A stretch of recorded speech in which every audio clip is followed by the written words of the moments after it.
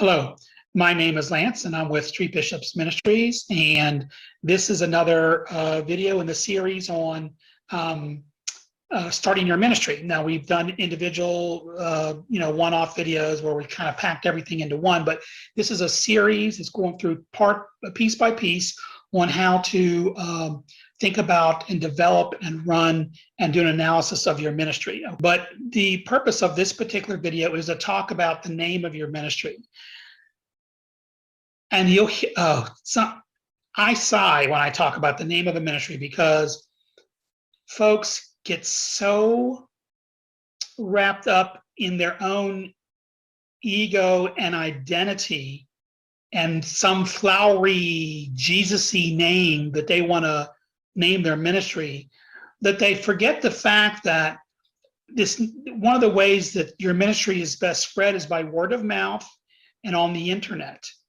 And on the internet, it is very important that your ministry name make sense and speaks to the way in which you're going to serve your community, right? So that it can get into the search engines and the keywords, and it makes sense to people when you say it. It doesn't sound like you've gone off the Jesus edge and that you can't think about anything other than this really weird name that's named after your favorite grandmother or some Bible character or something like that. You know, the name of your service through which you're going to develop a relationship needs to be, especially because of the internet, needs to be geographically specific, unless you're a national or international service, which is very unusual. Usually your ministry is a local ministry. It may grow, but usually it's local.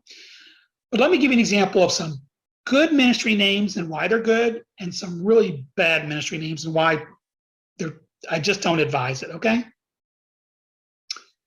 So there is a group from Modesto, California, who called me, a husband and wife, who they had already started to do this a little bit, but they were just formalizing their ministry, and they wanted me to help them with their 501c3 and the corporate paperwork and everything else, and they hadn't developed a name yet. They just hadn't developed a name, which is awesome. They were so wrapped up in the service they were providing for homeless that they didn't even have a name yet. And that's when you know you're on the right track. When you are so busy being Christ-like and you're already engaging in developing relationship, as we talked about in the last video, then you're doing it so much that the name just there was no time to think about a name, right?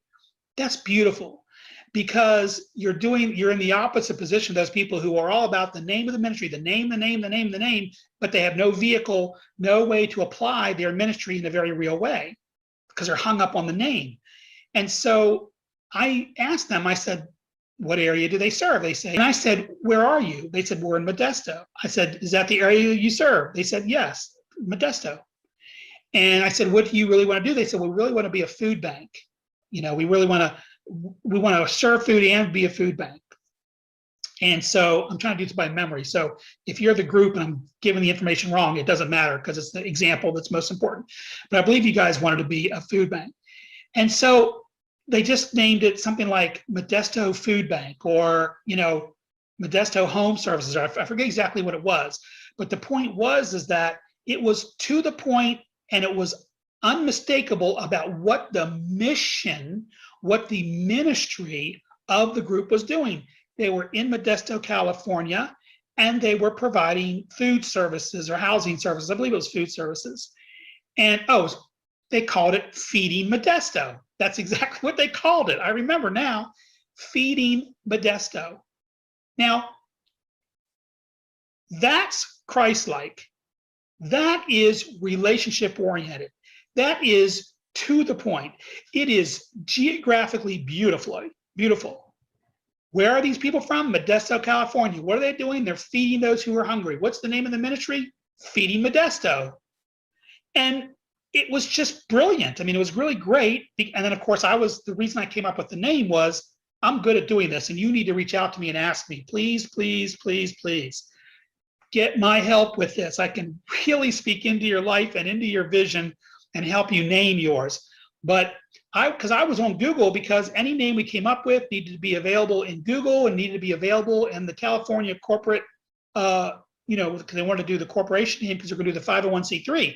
So we had to look at the mission, look at the ministry, look at the vehicle, look at where they are, come up with a name, check the name against the domain names to make sure it was available online, and also check the California state charter names to make sure it was available to incorporate it.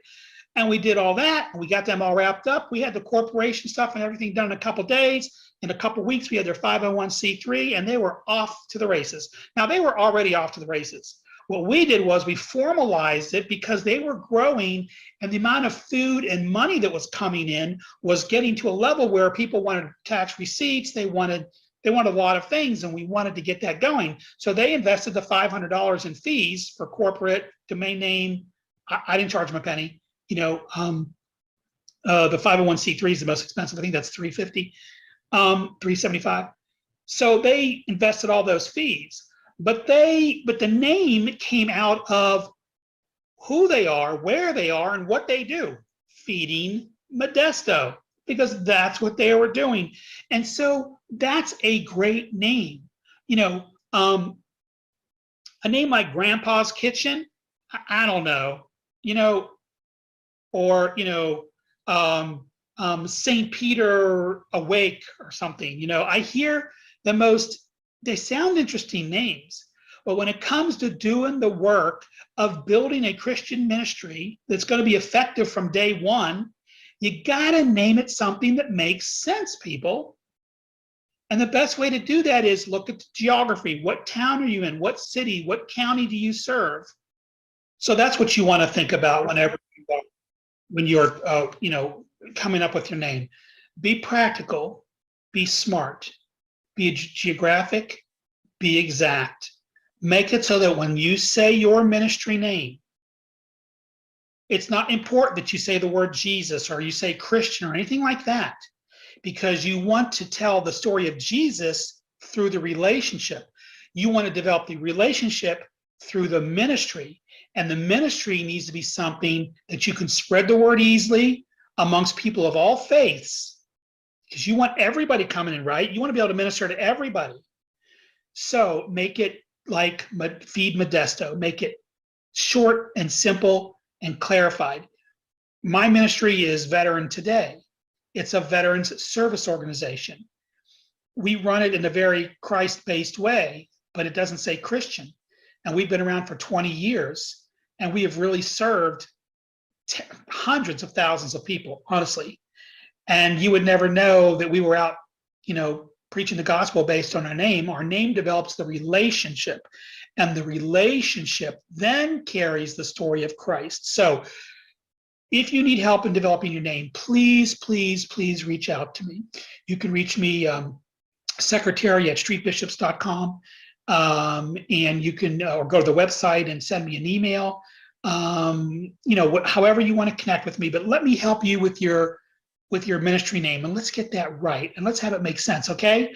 So it's been great spending this time with you. I'll see you in the next chapter, and the next video is about what type of business form, which is often on folks' mind, right? If you have your name, you have your focus, you know what you want to do, then you got to say, well, what kind of business do I want to be? And that's what we're going to cover in the next video. So it's been a blessing being with you, and I'll see you in the next video. So I want to thank you for coming by and watching this video today. Please be sure to click on the subscribe button below if you're watching this on YouTube. And I want you to also mark the bell so you get notifications. If you're watching this video somewhere else, head on over to YouTube, to Street Bishops, that channel, and go ahead and subscribe while you're there so that you can get additional videos. And you can come by our Facebook page at Street Bishops. And so we just want to connect with you and hear from you often. You can also write to me at secretary@streetbishops.com. Have a great day, and we look forward to seeing you in our next video.